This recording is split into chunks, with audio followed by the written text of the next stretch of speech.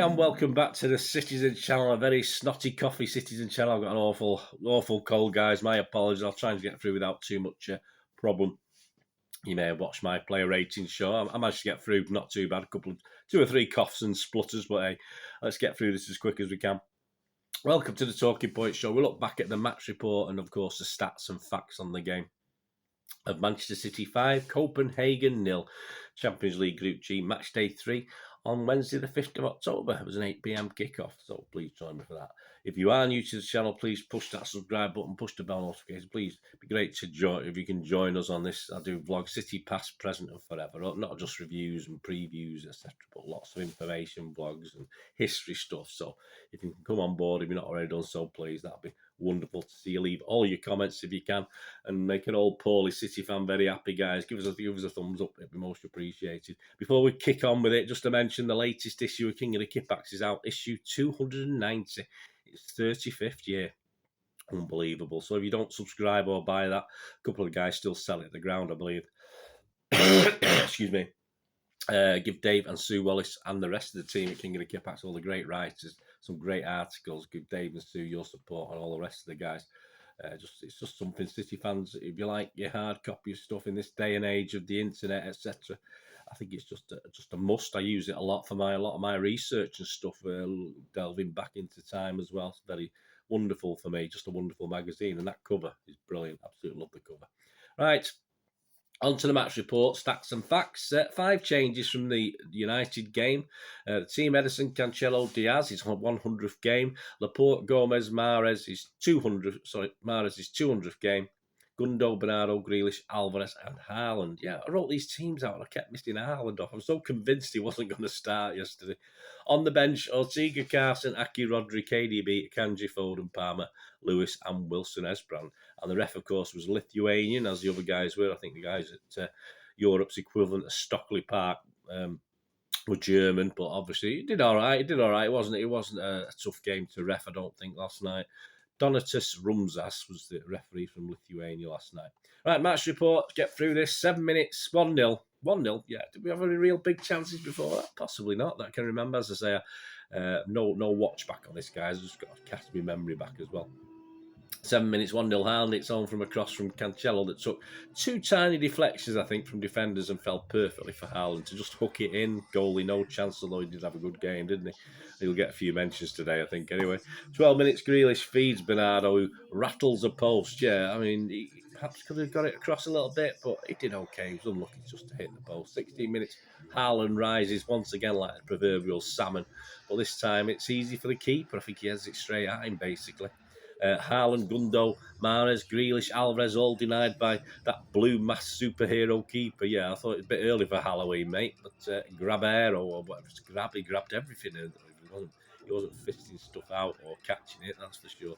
So, in respect to the keeper, I think he truly made at least 2 or 3 cracking saves, and I think he made a lot of okay saves that he made to look a little bit spectacular, because they weren't that, when you get shots there or around this area, you can make some good saves. So perhaps a little lack of quality finishing as well, but hey, hit the target, and that's all we can ask.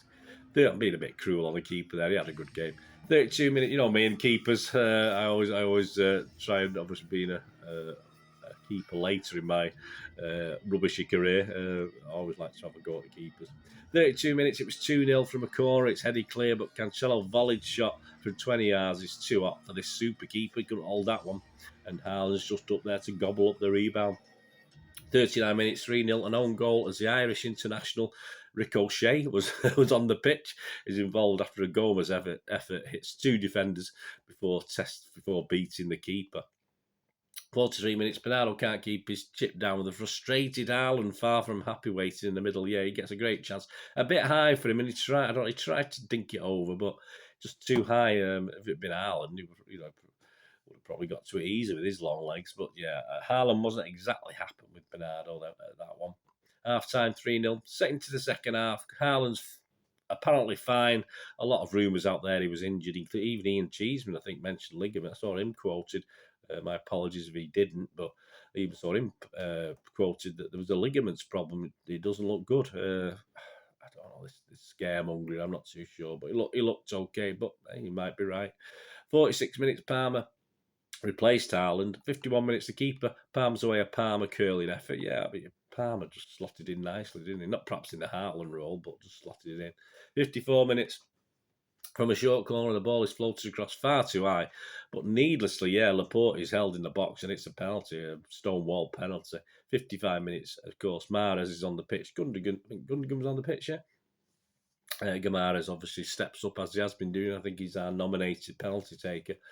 And sends the keeper the wrong way. If the keeper had chose the right way, he might have saved it. It wasn't usually Mahrez sticks him in the top corner, but this was a nice height for a keeper to save. But he went the wrong way, so it doesn't matter. And it's 4-0. 57 minutes. Rico Lewis came on for Cancelo. 66 minutes, Wilson Esprand for Bernardo.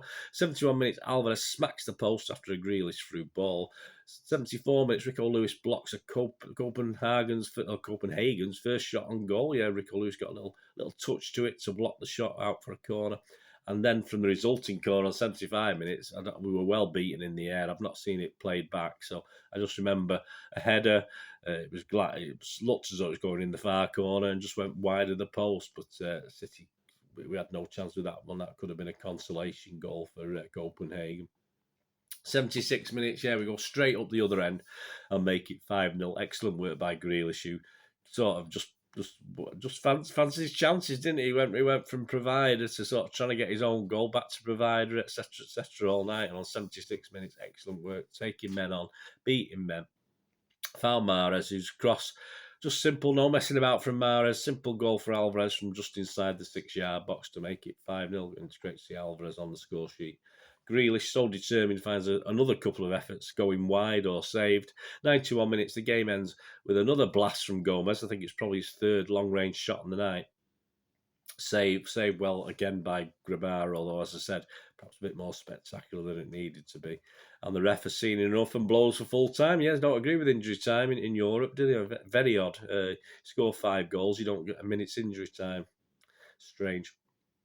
Match stats, 30 shots, 30 shots for City with 16 on target. It shows how well the keeper did. Just 2 shots from Copenhagen, which we literally mentioned, was deflected over, and then the one that was going wide. None on target. 76% possession for City. 850 passes to 281. 93% pass accuracy by City. That's up there with the highest we ever do. 75 for Copenhagen. Fouls, 7 by us, 6 by them. Yellows, none for us, 1 for them. Yeah, the referee had an easy night, didn't he? Offsides, none for them and none for us. I do miss Jesus. I really do. Offside, we used to win the offsides as well, didn't we? Corners, 7 for us, 1 for Copenhagen. And the XG philosophy at XG philosophy, my thanks to them. Interesting half-time one. City 2.01. Copenhagen 0.00. There you go, almost as bad as United. Oh, I think they got the high. I think they've had the highest against us this season, haven't they? So I shouldn't be mean, but that's only because we let them. Full time, City 4.31 and Copenhagen a little bit better, 0.41. So that's your XG philosophy at XG philosophy. Stats, just a couple of stats on this one. City now unbeaten. In our last 22 Champions League games at home, we've won 20 and drawn 2. The record is held by that lot across the road, United, with 23 between 2005 2009. I think we've got a home game against Seville, haven't we? So we should be able to at least equal that. I'm sure Pep will have one eye on that as well, even though he probably says he won't. City won for only the second time in history 11 home games on the run by 2 goals or more. The last time we did that was 1902, and I wasn't around. Don't start. I wasn't around in 1902, guys. I know you'd say I was. The last time they did it was in the second tier of English football, in the second division then, as it was, between 9th March 1902. 1902 to 1903. Yeah, I think it was September 1902 to March 1903 or something like that. My apologies, it didn't come up, but I was about midnight when I was typing this last night. Well, probably 1 a.m. actually. So there you go, a couple of interesting stats. Decisions, I mean, who in this 11, we'll have a look at the preview show for the Southampton game. Who in this 11 starts on Saturday against the Saints? I don't think there's anyone really who doesn't deserve another goal. we know damn well some of these players won't be playing. At least 5 changes, I'd imagine, like there was to this team over the United game. But an interesting dilemma for Pep for the visit to Southampton. I will try to solve this with you guys. Join me in the preview show for the Southampton game. I'll have a look at that. And please also join me for the Obs show, which will be coming up very, very soon for the Southampton game as well. And yeah, just to sum up, Copenhagen, they are struggling in the league. They've struggled in Europe. I think it showed tonight. They've got their keeper to thank for it not being a cricket score on the night. And with the return match next week over in Copenhagen, I believe it's a sellout for City now. I think there's 1 or 2 tickets left, literally, but I think that's a sellout. It's hard to see City not finishing 4 games, 12 points in qualification with 2 games to spare. Then I've been to see what Pep does with the last 2 games. Although we know with Pep, he's not going to put a team out of under 23s, that's for sure. So please check out my player rating show on this game as well if you've not already done so. There'll be links on screen and below. And check out soon my odds and preview shows for the Saints. Yeah, when the Saints go marching out on Saturday. So that's in Mr. Hassan. Apparently, Mr. Hasenhüttl's last chance. What an option! You know, get a good result at City, or you're on your way. May just put a gun to his head, mightn't he? Shocking. This is what I've heard. That's what I've heard from a couple of Southampton fans, anyway. So we'll see anyway. Join me for that. Thanks for watching, guys. I think I got through okay. Not a couple of coughs and splutters. My apologies. I'm sure I might get a bit worse before I get better, but we'll keep plodding on. Thanks for watching, guys. Leave us your comments. Leave us your views. It'd be great to hear from you. Until we meet again, I only ask one thing, don't I? Please stay safe, Blues. Come on, City. Bye for now.